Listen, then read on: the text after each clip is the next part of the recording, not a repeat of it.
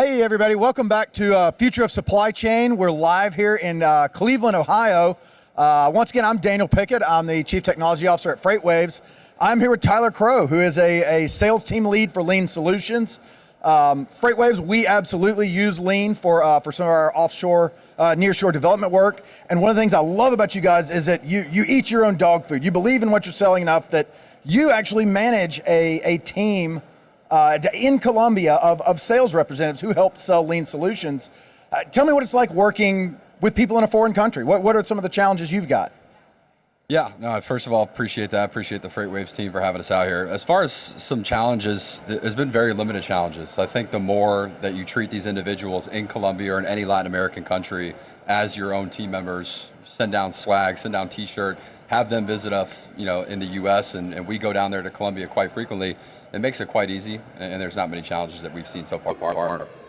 That's fantastic, and I would say we do the same thing with our tech team members. Is they are just another person on our team. They have an @Freightwaves email address. They're in our Slack. They come to all our staff meetings, and I mean they're 100% shoulder to shoulder with our developers and designers and data scientists, data engineers, all that.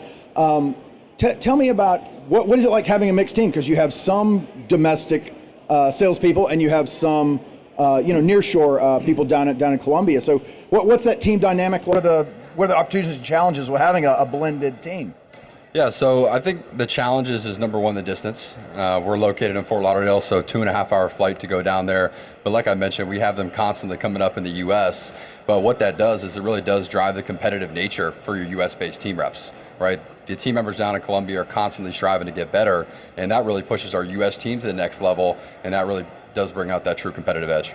Yeah. And so, I mean, are you able to develop that team spirit? Are there any kind of cultural barriers you've had to deal with, or I mean, how does that dynamic work between your team members? Yeah. So as far as the team spirit, I mean, Lean Solutions Group has a great culture overall, and how engaging we are. We're constantly texting. We're constantly communicating. We have team meetings, daily huddles every day. I'd say the one cultural barrier is me having an athletic background, playing football my entire life. Especially working in logistics, it's kind of, hey, do this, hey, do that. With the Colombian team, you do have to be, a little more, understanding. Like, hey, how are you doing? How's your day going? Instead of going right into it and say, hey, I need this. Take a lap. So it's more so those things than anything. That's great. So you talked a little bit about remote and the distance, and I think there's a lot of companies who have remote domestic employees. I know we do at Freightwaves, and then you've got in another country. Fortunately, you've got the same time zone, but what are you guys doing with kind of your people, your process, your technology to kind of have this asynchronous or at least remote work and kind of keep everybody on the same page? What changes have you had to make there? Yeah, so the changes that we've had to make is number one is increase the resources on our US-based team. Without the resources that we have, without increasing those team members, we wouldn't be able to keep the eyes that we keep on the Colombian team. So I think that's the key to success, is making sure that every single individual, no matter what level in the process they are, how tenured they are, they feel like they're being treated the same. They feel like they're given the same tools in order to be successful within the organization. That makes a ton of sense. So for us, a lot of our software is kind of sprint work. It's not so much you guys have like a Salesforce workflow. We're going to work through these leads, I would imagine. Right. Whereas we're kind of organized around software development sprints. And so, one of the keys for us is that we use the tools. So we use Jira, but there's a million different workflow tools that people can use to kind of track software development. But for us, it's really about documenting things in the tools so that people can work asynchronously, so that it's not, oh yeah, we said that in a meeting. That's been really helpful for us. What are you guys? Are you guys using Salesforce? Is that how you kind of keep everybody, in touch and in sync on the same page? Any other tools or specific processes that you guys are using? Yeah, absolutely. So we have HubSpot as our CRM. HubSpot, okay. So we take well documented notes, and we always say and always make a joke, if it's not in HubSpot, it didn't happen. Right. So that's super important. That is us with Jira, which is our workflow tool. Right, exactly. And then we also utilize different technologies such as SimTrain, where we actually put our reps through a robotic simulation of what a phone call would look like if they're making a cold call, and it grades them on how well they do based off of the scripts that we put in. So utilizing different technologies like that, being sure to be very present in HubSpot, it helps things be a lot smoother. So is that part of your onboarding? Is that part of your kind of interview and screening process when you say we kind of put them through these simulations? Because on the tech side, we do a couple fit interviews, a couple, do you have the technical background interviews, and then we typically will do something similar, a simulated exercise or something like that. What does both interview and then onboarding look like for your team remotely? Yeah, so the interview process, again, it's very similar to what we do here in the U.S. What we do, because we have the access of traveling down to Colombia or Guatemala, is we go down there and interview them in person. Right? We want to take them out for coffee. We want to learn about their hobbies, what they like to do, what their personality type is.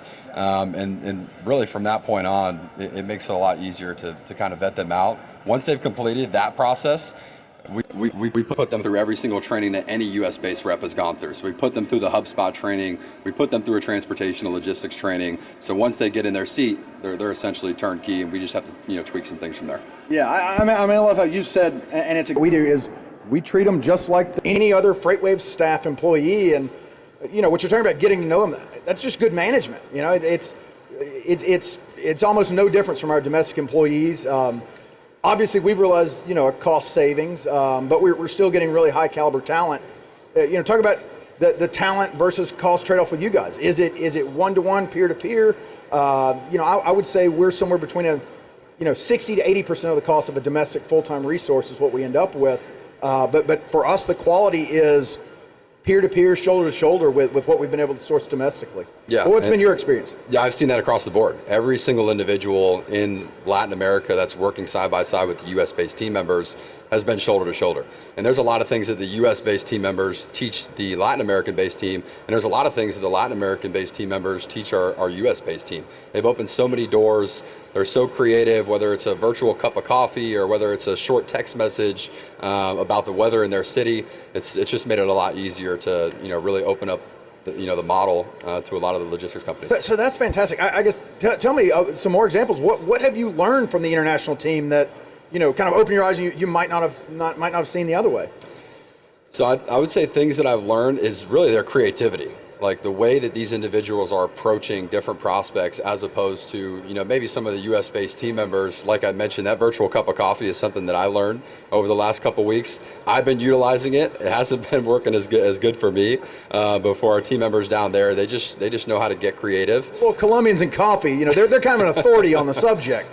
Right, exactly. Speaking of which, the booth over here, they have some fantastic coffee. So if out here in the audience have not gone by Lean to get some of that Colombia's finest Lean branded coffee, highly recommend. It's excellent stuff. That's also, we've also kind of learned from our international team quite a lot, especially some of the guys who are doing our usability testing. We're a startup, you grow fast, it's explosive and wild and a little bit messy. And now that we're kind of coming back and putting some of these more refined processes in place, the Lean team has helped us get integration and regression testing on our UI, on our APIs, so that if we make a mistake, we notice it instantly before it goes out to the wide world of Sonar customers. So we've learned a ton from them there. I know you guys do sales. Some people are doing BDRs. Some people are doing back office processing. Yep. We're doing technology. We even have a data scientist from you guys who's helping us kind of look at all this supply chain data, clean it up, make sense of it. People are in the big room over there looking at Sonar screens, and I mean, we've got Lean software developers, we've got Lean UI testers, people doing kind of project management stuff with Lean. We've got people actually crunching the numbers behind the scenes. And I would just echo what you said about that creativity. It really is, you're getting very, very high quality caliber talent. For us, we have not had an issue at all with language barriers. I mean, everybody speaks extremely clear English. Tell me about that. How important is that in a sales role? I think in technology, we've kind of been used to outsourcing and maybe, workable English. Is that different in a sales role? How important is it in a sales role?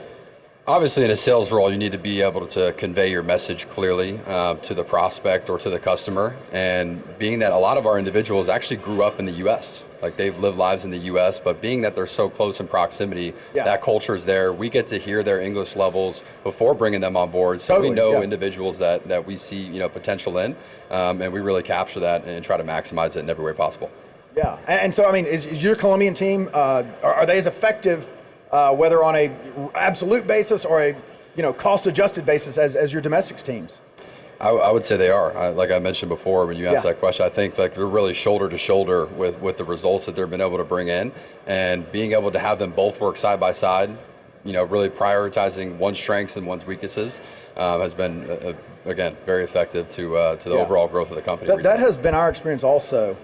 And I would say when we kind of first brought people in, we weren't sure. We were like, we'll give them the low-hanging fruit. But now that we're more than a year in, some of our longest tenure lean developers are, they're starting to make really great architecture, suggestions, and they're really starting to get the big picture. So like you said, it's not a 1099 that you're going to use for surplus project work. It is a full-time employee without the headaches of hiring internationally and, all the tax implications of that and currency exchange implications. Lean handles all of that for us. So that's been, it's been really smooth for us too. I would say same thing, 100% is effective. So, if somebody is considering outsourcing, whatever function it might be, or if they're already outsourcing and trying to decide, how do I make this more effective? What would your advice be? What suggestions would you give to either prospects or people that are doing offshoring and maybe are not completely satisfied with it? Yeah, so I'd have 3 points to add on that. I said number one is find the right partner. Yeah. Right? Find someone who truly cares about helping you grow your business. I'd say the second point is, again, make them feel like they're a part of your organization. Fly down there, bring them t-shirts, bring them coffee mugs, ask them about their family. And I'd say the third and most important thing is make sure that your internal team and your middle managers are bought in, because a lot of the times these conversations are had with the C-level team, and then they're trying to relay that message down to the middle management team, and then they're kind of frightened by the cultural differences in some ways. So being able to, being sure that your team is bought in, that they understand, these individuals are working in a different country. It's going to take a little bit of time for them to get up to speed, but once they do get up to speed, you're going to see that ROI immediately. Yeah, I mean, again, that's been our experience as well. Talk a little bit about, so for us, one of the things that really attracted us to Lean was that the time zone, being the same as our time zone. There's certainly some development processes where we could be asynchronous and go, opposite time zones, maybe to Asia. Obviously in sales, that's probably a challenge if you're not selling in Asia. So I guess just talk about time zone difference and why that's so key to work with someone south of us, not east or west of us. Right. So being that Colombia is on central time zone for 8 months, Eastern for the other 4, it makes it a lot easier for them to work along their colleagues in the U.S. So if they have any questions, if they need an escalation or to some degree, they're able to easily go to those team members. If you're working with team members that are on a flip time zone, like let's say the Philippines, which we do a lot of second and third shift for, it can create some challenges, but that time zone is really, really effective when you're trying to manage a team that's working remotely. Yeah, very good. So, and I was asking you about suggestions. One that I would have is talk, and you mentioned find a partner. The way we did it is we interviewed 4 vendors. We had a spreadsheet. We looked at costs. We looked at service. We looked at, do they really understand our business? So it's one of the things, you guys are deep in transportation, so it was a perfect fit for us. And full transparency, Lean and JB Hunt are constantly like neck and neck for who can throw the best party. So I had to include Lean. You guys have been a big supporter of Freightwaves. I said, these are sales guys. They're party animals. They're not gonna have the goods. And you guys proved me wrong. Top to bottom, a top-notch organization, and you guys won our RFP fair and square. It was outstanding. We love our team. I promised I would give a shout out to our team in Colombia. So Andres, Elias, Schneider, both our Santiagos, and then Martine and Vanessa, who help us with sourcing. We love those guys, and we hope to. I love your idea. We hope to come down and see you guys in Colombia, or maybe have you guys visit. I'm going to get you some Freightwave swag here soon. Maybe I'll send it back with these guys. But thank you guys for being part of our team, and thank you guys for supporting Freightwaves and helping us build our product Sonar. Absolutely. No, thanks so much for having us, and throw another Excel in there for me, if you will. Yeah, absolutely, absolutely. Well, thanks so much. We look forward to seeing you guys in Chattanooga in 5 or 6 months, and as always, right now is the time everybody's looking for costs. If you don't have a nearshoring strategy, get over here and talk to Lean. Hey, thanks so much. Awesome.